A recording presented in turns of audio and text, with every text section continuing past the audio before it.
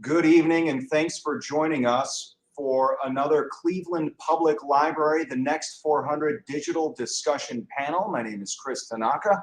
I'm once again your moderator. I'm also an anchor for 19 News. Tonight, we're talking about legislation that is moving through the Ohio House and its relationship to racial bias in law enforcement and arrests for marijuana use. A fascinating topic to cover regarding potential legalization of cannabis in our state, the potential downstream effects, and how this is very tied to racial equity, both now, in the past, and in the future.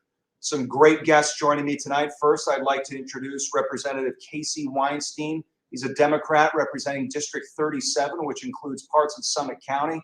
He also co-sponsored HB 382, which we'll be getting into momentarily. Our second panelist tonight, Tasha Roundtree, joining us from Dayton, Ohio, where she is doing yeoman's work as a cannabis advocate and civil rights activist who runs expungement clinics across the entire state of Ohio and into neighboring territories. Good evening to you both.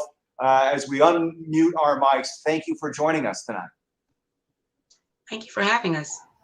Thanks, Chris. Appreciate this. Absolutely. Really looking forward to it. All right. So first things first, Representative Weinstein, why don't you tell us what HB 382 is and what it does? Yeah, thanks, Chris. HB 382 is the first bill offered in the Ohio House of Representatives to fully legalize both the possession of marijuana and personal growth as well. So up to 10 potted plants as well. It includes a 10% excise tax on basically unlimited retail locations for dispensing marijuana, which would direct revenues directly back into the communities that host those retail locations, which is a massive community investment opportunity, economic driver as well. It includes expungement of all records that are low-level, nonviolent marijuana possession records that are hindering folks and preventing them from fully participating in the economic benefits of the industry. It includes a study and a mandate to basically open the industry to communities disproportionately of color who have been impacted negatively by the marijuana laws that we've had on the books. So it's a sea change in terms of law in Ohio, and it's time is due. Yeah. And Tasha, a lot of people would say more than due based on the racial disparities that you track throughout Ohio in young Black men who are arrested for possession of marijuana, despite use rates that are pretty much in line with their white counterparts, correct? Absolutely. We've shown that African Americans don't use cannabis in any higher rate than any other demographic. Yet here in the city of Dayton, where I'm from, African Americans were getting 7 out of the 10 tickets, and 5 of those 7 were African American males. Yeah, it's stunning. And, you know, as an activist who runs these expungement clinics, which we'll get into, you work closely with people who have been suffered unequal consequences of these arrests. Can you, for people who might not even consider the realm of what happens post-arrest, post-fine, etc., lay out some of the stories and some of the situations you see on a regular basis? A lot of it has to do with why I decriminalized marijuana in the city of Dayton. We actually did that with the help of our mayor, Nan Whaley, who's currently running for mayor. What we did by decriminalizing was stop the poverty line. What would happen is you get a small possession ticket for $150, but to go to court and to tell the judge you don't have $150, you're now imposed with court costs. Now, to tell the judge that you don't have the $150, now you have court costs. It actually costs an extra payment just to make payments. So if you ever fall behind on that payment, you now have a bench warrant because you have a warrant for your arrest because you didn't make your payment on time. And now that you've gone to jail, now you could have lost your job because you were in jail instead of at work. You may not have been able to pick up your kids. it causes a ripple effect that is insurmountable. We have young people that with a simple possession of marijuana on their record, you cannot get public housing. So we have a problem with young Black men not being able to obtain housing. With a simple possession of marijuana on your record, you cannot get all of your financial aid to go to school. So what it does is it limits your access to work. It limits your access to education. It limited your access.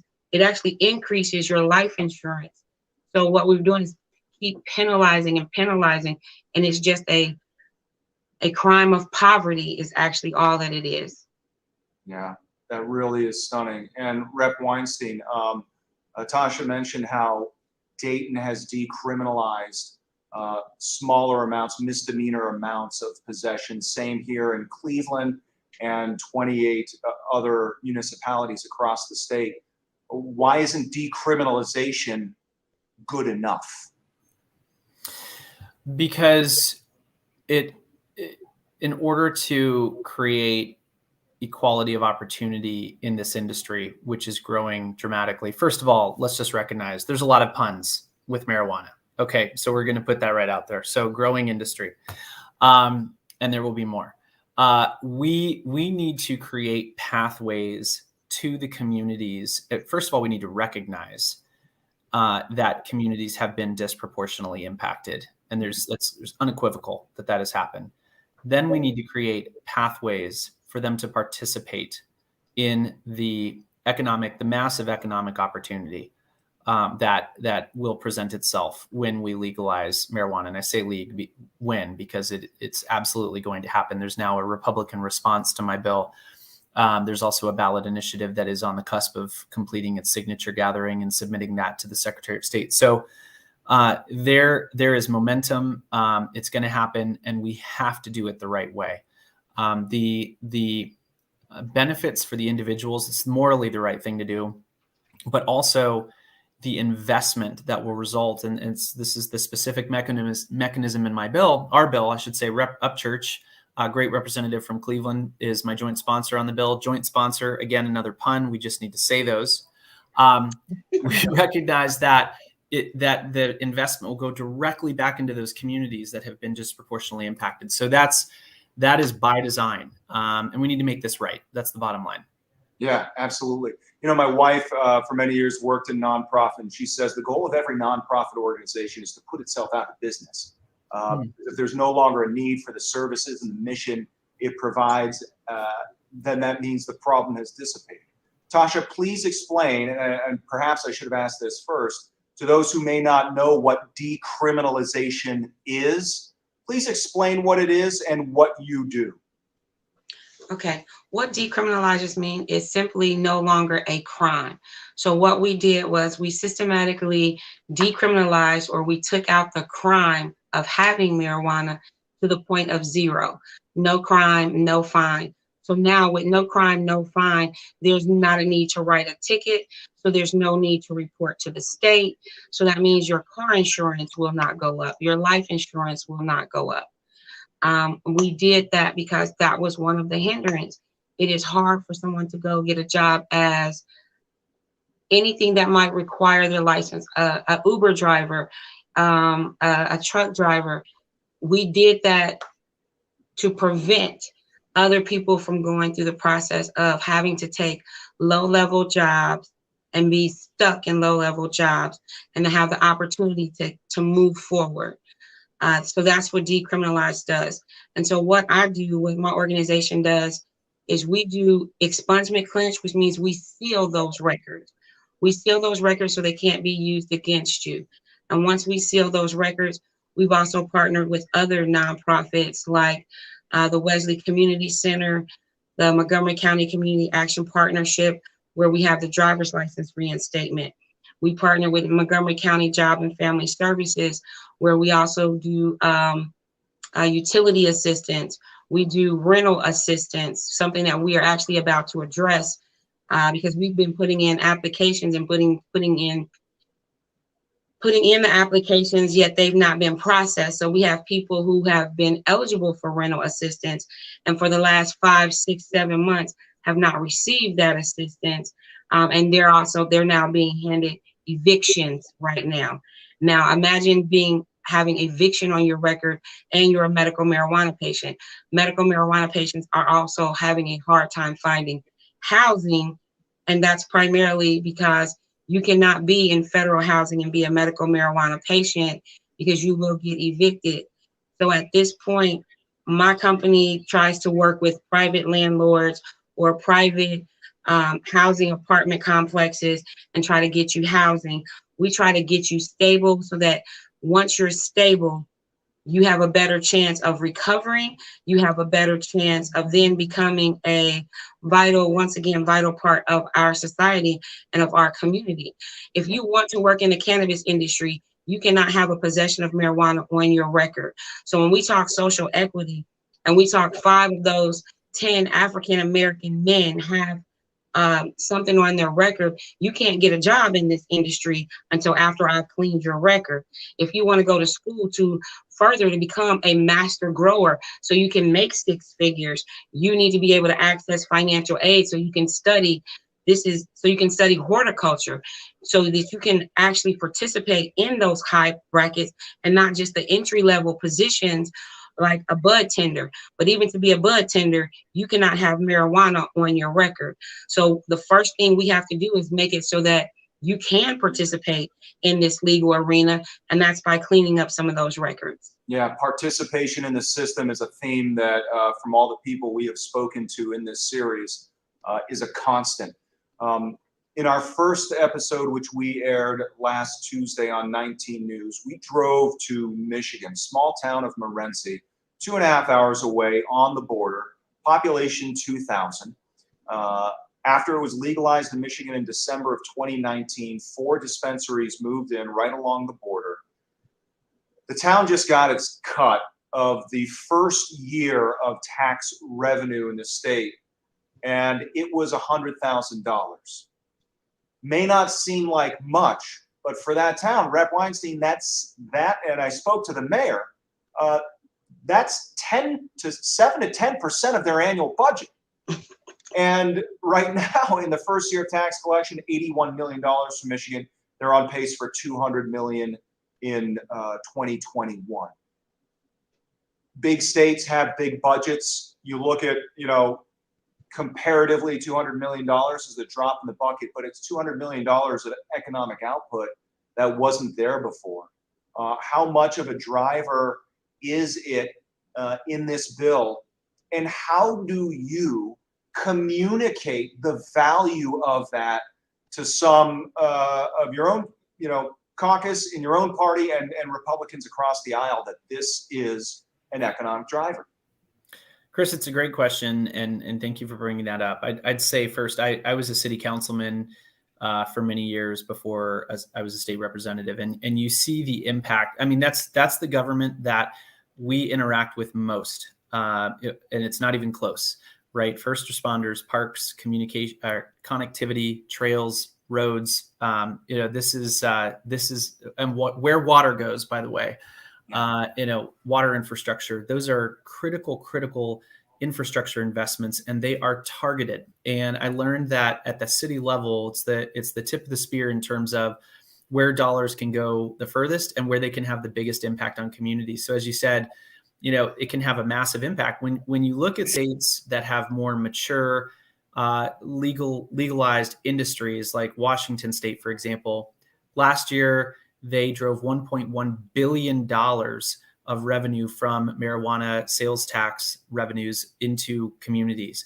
Now that is a difference maker, right? A massive, even at the state scale. So it's big, it's growing, and it can be targeted, right? The sales tax revenue is one thing, and then the additional excise tax in HB 382 goes directly back into the community in 3 buckets: K-12 education, infrastructure, and veterans programs. Wow. For PTSD. So to answer the second part of your question, we have to help communities and the residents within those communities feel and see the positive impacts of this. They need to see it in their lives. Legalization, and for those who choose to partake in the industry, whether on on the selling side or the buying and using side, that's one thing. But then the investment that it will result in their communities is another. It needs to be palpable and real. And that's what's happening across the country. That's what's happening in Michigan. I mean, of all weeks, like this is the week, like to say, hey, Michigan, we're not going to let you get ahead of us on this. We don't let Michigan beat us in anything. Like, come on, Ohio, let's pick our game up here. Let's get this in. Go Bucks, by the way. Yeah, absolutely. Continue. No, that's it. That's it. I mean, it's just targeted, high impact, where the rubber meets the road, literally. That's where the dollars will go, and people will see this and feel this in their lives. Yeah. And Tasha, the data is being returned that this fear of an increase in crime in municipalities and jurisdictions where it has been legalized simply hasn't materialized across the country. No, it doesn't. And typically the reason it doesn't is because when you do the legalization and you run the expungement clinic and clean it up, and people have a chance and an opportunity to now participate, to go back to school. And I promote union jobs. I promote high paying jobs, skilled labor jobs. Although I understand college is not for everybody, having a skilled trade, it should be, and it is a must. So with having that, you can take somebody who was unable to get a job to now working, to now making a good living, to putting them in programs. Like we now have a program with the first time homebuyers program with Corinthians Church. You take people from being impoverished to give them hope and an opportunity to actually succeed with the tools to succeed. And now the local drug addict is your next door neighbor who cuts his grass and trims his hedges. And some of the problems that you don't have, now you have people who are in a position to volunteer, to give back. Now you're taking people who were needing the services that you referred to. Now you have them volunteering and donating and giving back. I don't believe anybody is throwawayable, but I do believe we're all investable. We can all find a way to come back and invest in the very people who we were just recently ready to throw away as if they were nothing, just by simply saying, let's make some adjustments. If we can then throw in there, Senator Weinstein, I started off as a patient, and I started off in Michigan as a medical marijuana refugee patient and became a caregiver. 70% of African Americans do not own their own home.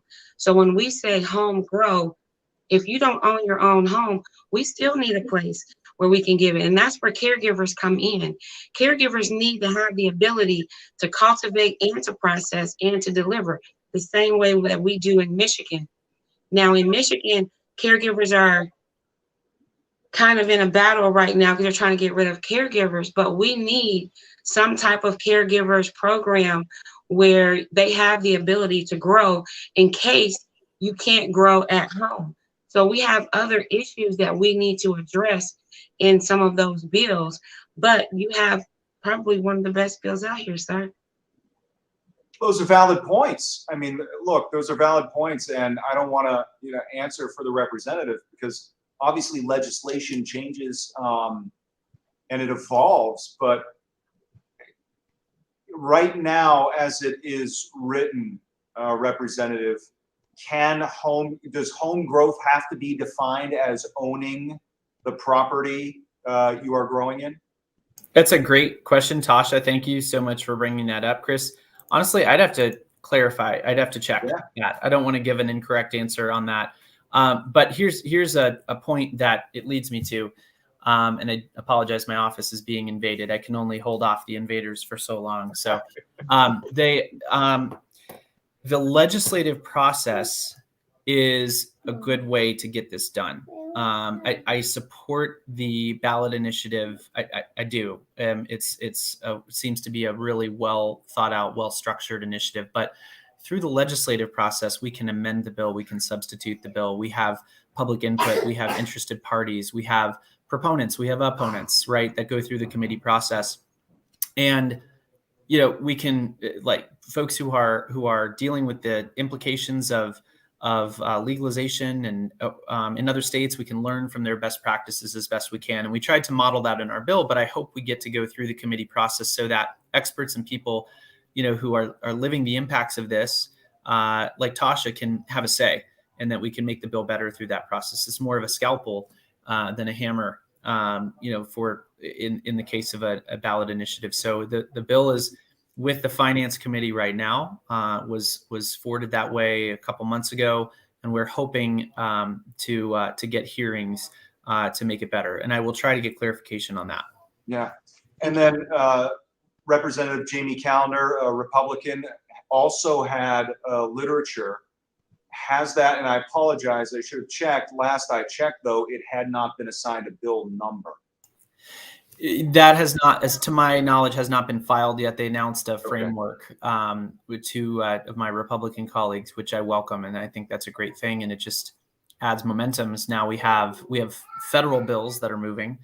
We bipartisan, by the way. We have Rep. Upchurch in my bill, and then we have Rep. Callender and Rep. Ferguson's bill on the Republican side, although theirs has not been formally introduced yet. So, it's momentum, and of course the ballot initiative to ultimately let the voters decide on this if the legislature can't get its act together. Yeah, and for people wondering about the ballot initiative, simply this is written up with its own set of circumstances, distributed for signature collection across the state of Ohio. If it meets a certain threshold, it will be put on the ballot in 2022 for Ohio voters to vote on. That's another way to kind of get this thing over the goal line. I want to ask you both this, and I think this is the toughest question I've ever been asked on this topic, because I've been researching it for years in very specific manners. First, medically, not only the legislation, but also the physiology, the interactions, the benefits, the potential risks of use, and now diving into the racial bias component and the criminal justice component, economic benefit component of it. I've looked under the couches, under the blankets, in the closet for all sorts of information I could find that might say this is bad. With more than 60% of the states in our union now legalizing it medically, 19 have legalized it recreationally, a handful of other states have decriminalized it. The growing consensus seems to be that there isn't. I did have one friend who was adamantly opposed to this, who one time said, "I simply don't want a less sober society." What would your response be to that question? Tasha, I'll start with you. I would say, well, how would you like a healthy society? As currently we are in an opioid epidemic. Right now, I've been working with recovery programs. The recovery program that I work with is called the 115 program.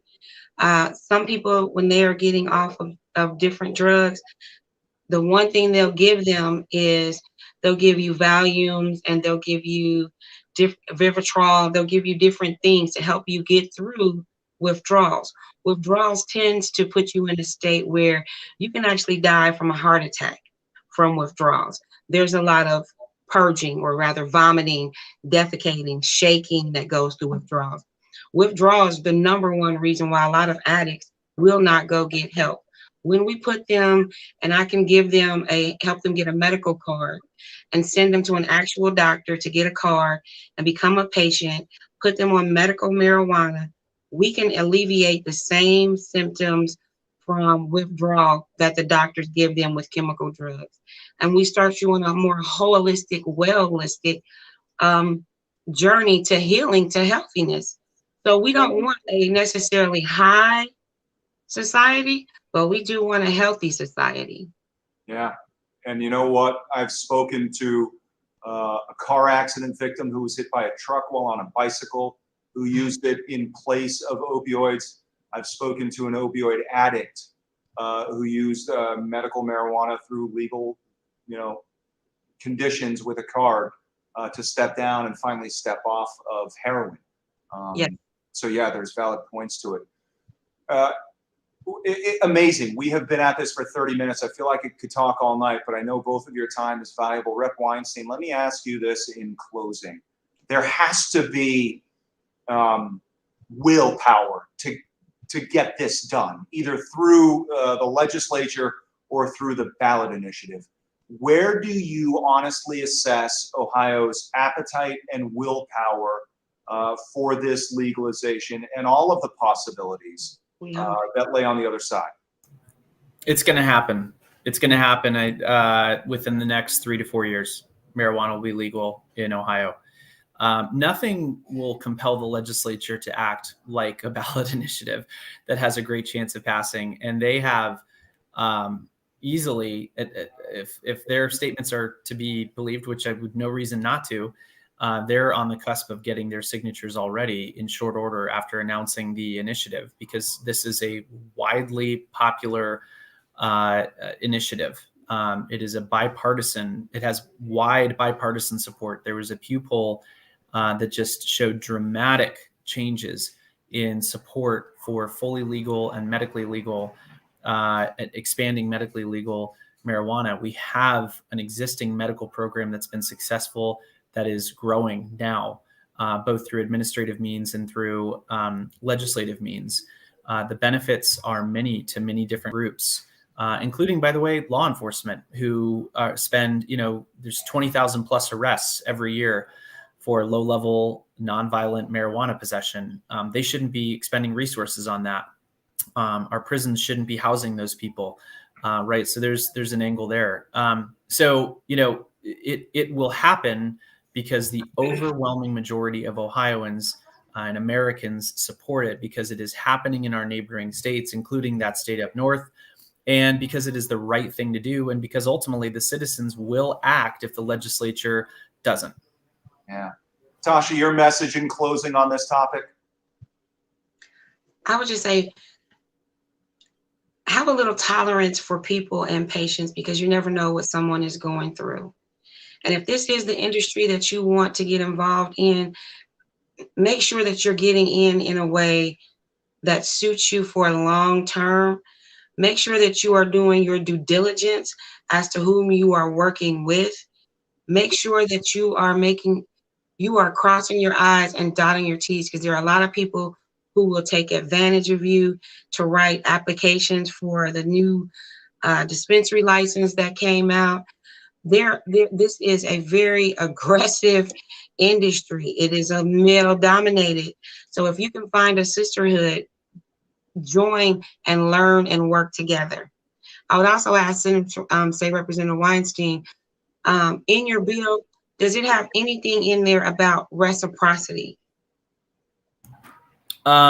Specific to, you mean other states? Yes, because Okay. we have Michigan, Pennsylvania. Yeah. There are other states, but at this time, one of the things about our current program is we're only locked into Ohio patients. And so what we're doing is, not only are we asking people to not go to Michigan, but in case maybe someone's parents got COVID down here in Ohio and they had to come to Ohio to take care of them, we're not giving them access to our dispensaries so that they can actually use our dispensaries. And these are just some of the things that we need to address, which is reciprocity, so that we can take care of patients who are coming in from out of town. And so that way, when we're out of town, those states can take care of us. Another great point. I don't know for sure. So I've got to look. It's a very long bill, and I haven't. I gotta check all the specifics in there. It's a great point, Tasha. I'm taking notes. And you know what? Here's the thing. Honestly, Tasha, when you say that reciprocity, I think a lot of that has to do the inability to do that in its current state is based on DEA scheduling of it being a Schedule I drug, where transported across state lines. For Michigan, from what I understand, I'll say from my understanding, it's because of a 3-letter word in our medical program is non. They allow patients to smoke in Michigan and we don't. And because we don't allow it and they do allow it, gotcha. Ours are not equal. And so that's why from my understanding, that's why they will not allow us to have reciprocity, is because we don't allow for smoking, where Michigan, they do allow for smoking. I apologize. I thought you were talking about transport. Okay. Look, these are valid questions. There are lots more to be had. Tasha, I look forward to working forward with you in the future and keeping tabs on all this. Same, Rep. Weinstein.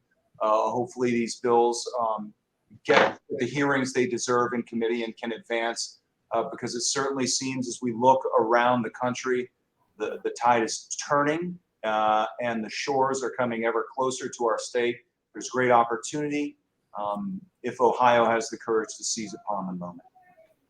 Great discussion, gang. Thank you so much for joining us. For Tasha Roundtree, activist, expungement expert, and Representative Casey Weinstein, who is working diligently to get HB 382 and other measures passed in the House on behalf of Ohioans.